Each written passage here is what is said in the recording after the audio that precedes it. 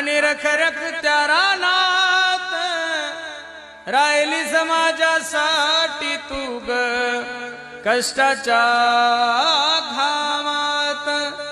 कधी मिळेल मुठभर घास हो कधी घडे तिला उपवास ओल्या मातीतून चालताना